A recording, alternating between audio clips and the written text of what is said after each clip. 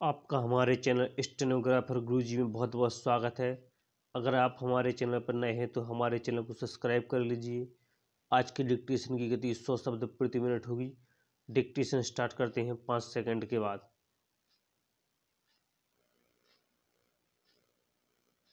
Start. महोदय, पर्यावरण से तात्पर्य किसी एक व्यक्ति के परिवेश से नहीं वरन व्यक्ति के, समाज के, राष्ट्र के और इस सारी पृथ्वी के ही परिवेश से है, जिसका प्रभाव व्यक्ति, समाज, राष्ट्र और सारे विश्व पर पड़ता है। पर्यावरण से तात्पर्य पेड़ पौधे, नदी, पहाड़ या किसी तंत्र विशेष से नहीं वरन उस समग्र वास्तविकता से है जिस पर मानव मात्र का अस्तित्व और उसका संपूर्ण आध्यात्मिक एवं भौतिक विकास निर्भर है। अस्तित्व केवल शारीरिक स्वास्थ्य ही नहीं, मानसिक भी। स्वस्थ शरीर में स्वस्थ मन ही अच्छे स्वास्थ्य की परिभाषा है।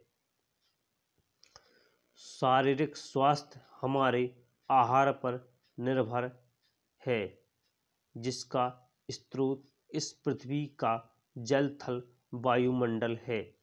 मानसिक स्वास्थ्य भी प्रकारांतर से इन्हीं पर निर्भर है, क्योंकि जैसा खाएं अन्न वैसा बने मन। स्वस्थ जीवन पर सबसे अधिक प्रभाव हमारे चिंतन का, हमारी परंपराओं का और उन सब परिस्थितियों का पड़ता है जो हमारे ऊपर आरोपित हैं या की गई हैं या की जा रही हैं। इसलिए पर्यावरण या परिवेश में जल, थल, वायु ही नहीं बल्कि वे सारे घटक महत्वपूर्ण हैं जिनका कुछ भी प्रभाव हमारे जीवन पर, हमारी क्रियाशीलता पर पड़ता है। जैसे हमारे विचार, हमारे आचरण और हमारी परंपराएं एवं संस्कृति आदि। सदा से मानव की आकांक्षा उन्नति और विकास की रही है। जगत का अर्थ ही है गतिमान और गति दोनों ओर संभव है, उन्नति की ओर भी और अवनति की ओर भी। पहली को हम प्रगति कहते हैं, दूसरी को अगति, विगति, अधोगति या दुर्गति कह सकते हैं। वास्तव में मनुष्य ऐसा जटिल प्राणी है जिसमें अनेक विरोधाभासी और असंगत प्रतीत होने वाली प्रवृत्तियां और प्रतिक्रियाएं होती हैं।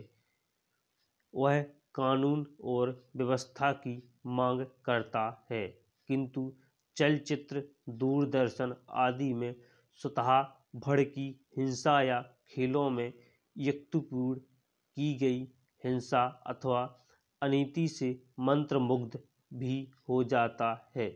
मनुष्य अपनी ही जाति या वर्ग के व्यक्तियों के प्रति प्रायः बहुत अधिक प्रतिद्वंद्वी होता है, किंतु कोई बाहरी खतरा उपस्थित होने पर उनके प्रति हद से ज़्यादा सहयोगी बन जाता है।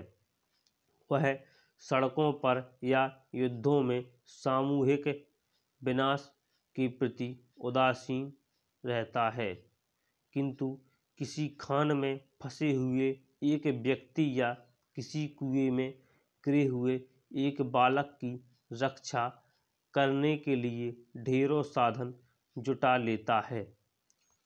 कुछ विद्वान कहते हैं कि मनुष्य बंदर की संतान हो या ना हो, किंतु उसमें खालिस बंदर की द्वैध प्रकृति प्रायः ही होती है। उसमें शाकाहारी बंदरों की भांति वृक्षों में उछल कूद करने की प्रवृत्ति तो होती है, साथ ही ऐसे बंदरों की स्वाभाविक जिज्ञासा भी होती है जो अत्यंत संगठित गिरोहों में रहते हैं और भांति भांति का मांस खाने में मजा लेते हैं। मनुष्य की ऐसी परंपरा विरोधी इच्छा आकांक्षाओं से निपटना असंभव होता है। फिर भी किसी प्रकार का संतुलित माध्यम वर्ग अपनाना अनिवार्य होता है। यही बुद्धिमानी का रास्ता है। विद्वानों ने मानव की मूलभूत आवश्यकताओं को 5 स्तरों में रखा है महोदय, जो एक के बाद एक आते हैं। शारीरिक आवश्यकताएं यथा भोजन, कपड़ा और मकान और आराम जीवन की मौलिक आवश्यकताएं हैं। दूसरे स्तर पर आती हैं सुरक्षा और भविष्य के प्रति निश्चिंतता। इनके लिए मनुष्य भांति भांति की वस्तुओं का संग्रह करता है। फिर है सामाजिक आवश्यकताएं, जैसे अपने परिवार के भीतर और फिर बाहर के दूसरे लोगों से अच्छे संबंध बनाए रखने के लिए सामाजिक, आर्थिक, राजनीतिक और मनोरंजनात्मक संगठन बनाना। चौथे स्तर पर है अहम संबंधी आवश्यकताएं, जैसे आत्मसम्मान, आत्मविश्वास और आत्मतुष्टि आदि। आत्म परितोष अर्थात उन्नति, विकास और ख्याति की प्राप्ति, क्षमताओं को साकार करना व्यक्ति की अंतिम और उच्चतम अपेक्षाएं हैं।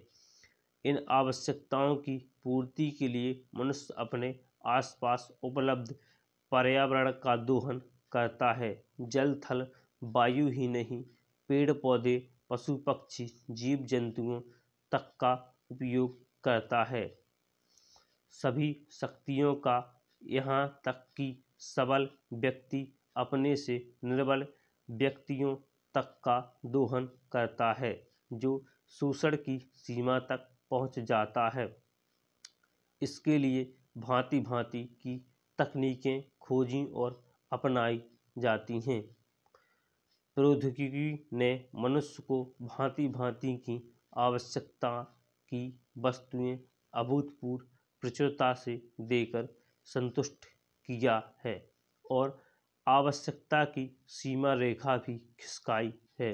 विलासिता और सजावट की ऐसी सामग्री भी दी है जो अब बहुत कुछ आवश्यकताओं में गिनी जाने लगी है। सुचल वाहन, दूरदर्शन, धुलाई मशीन, सफाई मशीन, सिलाई मशीन, स्टोव, चूल्हे, मिक्सी, फ्रिज आदि आदि सब बहुत से लोगों के लिए अनिवार्य आवश्यकता की कोटि में आ गई हैं। तकनीकी और औद्योगिकी से यह सब संभव हुआ है, किंतु एक ऐसा अल्प वर्ग भी है जिसके लिए विलासिता, न्यूनतम आवश्यकताएं भी विलासिता ही बनी हुई हैं।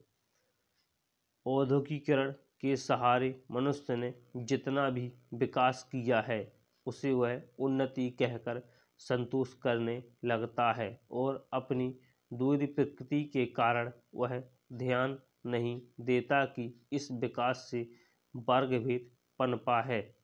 अमीरी गरीबी के बीच की खाई चौड़ी हुई है। जो व्यक्ति मानव मानव की समानता, समाजवाद या साम्यवाद के गीत गाता है, वहीं अपनी द्वैत प्रकृति के कारण यह शोषण, बलात्कार की सीमा तक पहुंच गया है।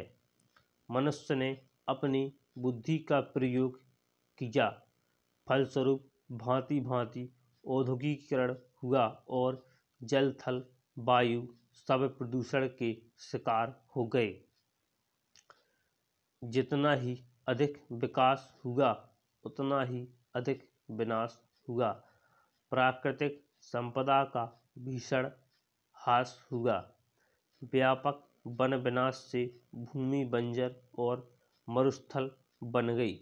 एक बड़ा हवाई जहाज एक दिन में जितनी ऑक्सीजन खर्च करता है उतनी ऑक्सीजन 17,000 हेक्टेयर वन में तैयार होती है और वन बचे ही कितने हैं।